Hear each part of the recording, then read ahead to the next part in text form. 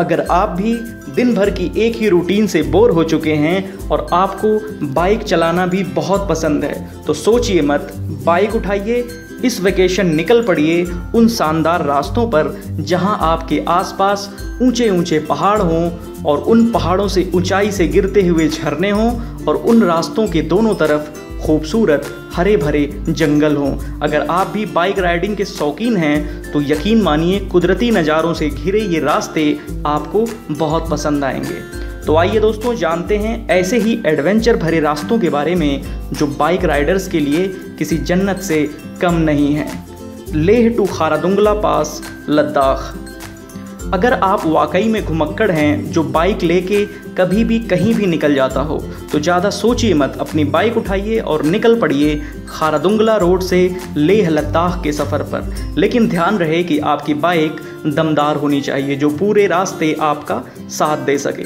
Khardungla road अपने चारों तरफ से ऊंचे ऊंचे पहाड़ों से घिरा हुआ है और साथ ही साथ खारदुंगला रोड पूरी दुनिया भर में अपने ऊंचाई के लिए भी जाना जाता है। यहाँ का मौसम भी काफ़ी सुहावना होता है, तो आप इन रास्तों पर एक बार ज़रूर जाइए और पहाड़ों के बीच से गुजरते रास्तों से होते हुए यहाँ के बेहतरीन मौसम और ख़ूबसूरत नज़ारों का मज़ा उठाइए।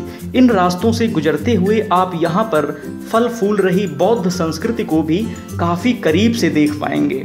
खारदुंगला रोड पर जाने का सबसे अच्छा समय मई से अक्टूबर के बीच का माना जाता है। Bangalore to Ooty via Mysore. नीलगिरी पहाड़ियों की गोद में बसी बेंगलोर से ऊटी को जोड़ने वाली ये सड़क प्रकृति के खजानों से पूरी तरह सराबोर है। यहाँ का मौसम, यहाँ की हवाएं, यहाँ रोड के दोनों तरफ फैली हुई हरियाली आपको बाइक चलाते हुए इस बात का एहसास कराती रहेंगी कि जैसे आप हवा से बातें कर रहे हों। स्टेट हाईवे नंबर 17 की यह सड़क करीब 266 किलोमीटर में फैली हुई है और इस रोड पर आपको खाने पीने की भी कोई दिक्कत नहीं होने वाली, क्योंकि यहाँ थोड़ी थोड़ी दूर पर बहुत ही अच्छे और साफ़ सुथरे रेस्टोरेंट आपको मिल जाएंगे। मैकडॉनल्ड्स और कैफ़े कॉफ़ी डे जैसे कुछ बड़े नाम जहाँ पर जाना और खाना पीना आप बहुत पसंद करते हैं वो भी आपको इस रोड पर मिल जाएगा। और सबसे अच्छी बात कि बेंगलोर से प्रकृति की गोद में बसे ऊटी जाने वाले रास्ते के बीच में आप थोड़ा रुककर कुछ वक्त मैसूर में भी बिता सकते हैं, जहां आपको इस प्राचीन शहर से जुड़े हुए इतिहास को करीब से जानने और समझने का मौका मिलेगा। मुंबई टू गोवा। मुंबई से गोवा जाने के लिए वैसे 2 रूट हैं। पहला रूट है नेशनल हाईवे नंबर 4। तो अगर आप इस हाईवे से जाने की सोच रहे हैं तो सबसे पहले आपको मुंबई पुणे एक्सप्रेसवे से मुंबई से पुणे जाना पड़ेगा, जिसका डिस्टेंस लगभग 94 किलोमीटर के करीब है। 6 लेन की एक्सप्रेसवे की ये सड़क बहुत ही स्मूथ है, तो यहाँ पर बाइक चलाने में आपको बहुत मज़ा आने वाला है।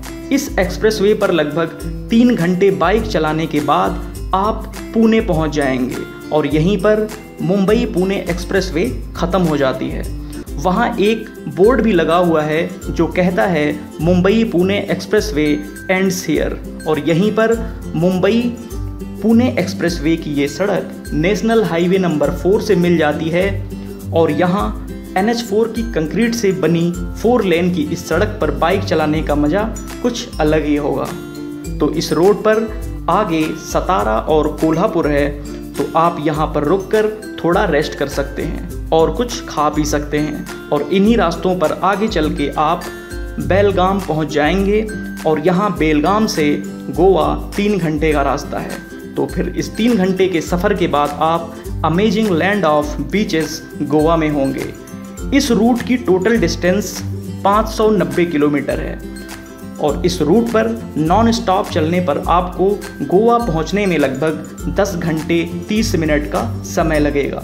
अब आइए बात करते हैं मुंबई से गोवा जाने वाली सेकेंड रूट की, national highway number 66। Mumbai Goa highway की ये सड़क एक मामले में इसे और ख़ास बना देती है, क्योंकि यहाँ के रोड का स्ट्रक्चर अमेरिका के हाईवे 101 से काफ़ी मिलता जुलता है, जिसकी वजह से इस रोड को इंडिया में कोस्टल राइडिंग के लिए भी बेस्ट माना जाता है। जब आप इस रोड पर आगे बढ़ेंगे तो पाएंगे कि इस हाईवे के दोनों तरफ थोड़ी थोड़ी दूर पर बहुत सारे पेड़ पौधे हैं, जिसकी वजह से यहाँ बहुत ही ग्रीनरी होती है, जहाँ से आती चिड़ियों की चहचहाने की मीठी आवाज़ आपका मन मोह लेगी। इस रूट पर आपको hotel, restaurant, petrol pump, repair shop, ATM जैसी सारी सुविधाएं मिल जाएंगी। इस रूट का टोटल डिस्टेंस 577 किलोमीटर है और अगर आप यहाँ नॉन स्टॉप चलते हैं तो आपको गोवा पहुँचने में लगभग 12 घंटे का समय लगेगा।